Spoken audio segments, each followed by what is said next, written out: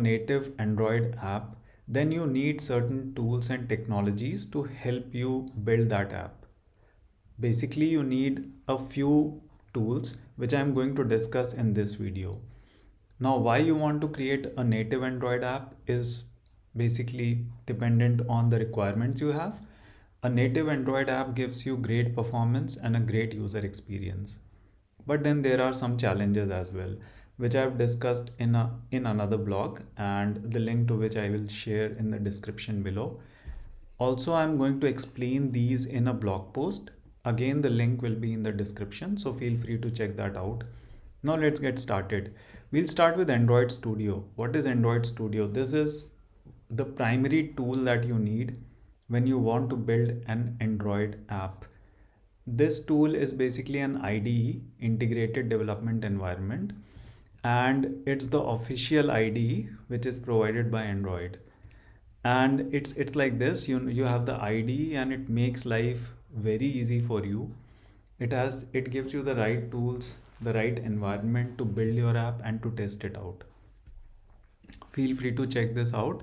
We'll also install and go through Android Studio in a subsequent video. So that's the first key tool that you want to have. The second key thing that you want to use is a programming language. And when you talk about native Android apps, the chances are you will be using either Java or Kotlin. Now, Java has traditionally been the primary programming language which has been used for creating Android apps, but then Kotlin is recently gaining popularity because of its concise nature. As long as you know Java, learning Kotlin is very easy, but the choice is yours. It depends on the skill set you have, the time you have, right? So you can go for either of these. The third thing is Android SDK, which is a set of libraries, right? It is a set of libraries that helps you to build the apps. Like when you want to develop apps, you have the right libraries and tools. So it includes tools for developing, debugging, and testing of Android apps. Right, all this documentation I'll share with you in the link in the description. The next thing I want to talk about is Android Jetpack. Now, what is Jetpack?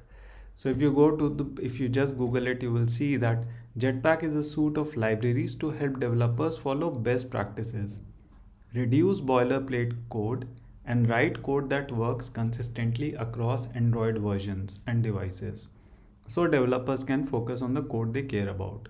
So as you can see, this is useful, right? When you are trying to build an app, you want to reduce the boilerplate code, and also you want to follow the best practices, and those are made available to you via Android Jetpack. So that's the third thing. The fourth thing is Firebase.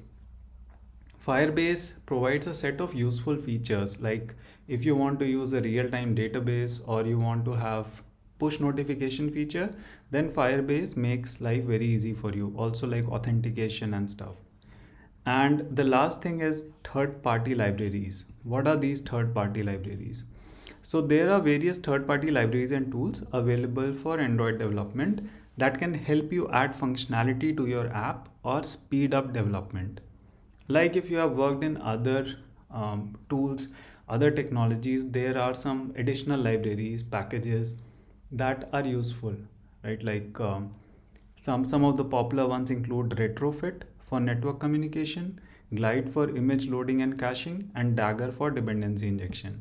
This is just to get you started. We can discuss more in subsequent videos, but at a very high level, you need these tools and technologies to build a basic Android app. Hope you found this tutorial helpful. Thank you.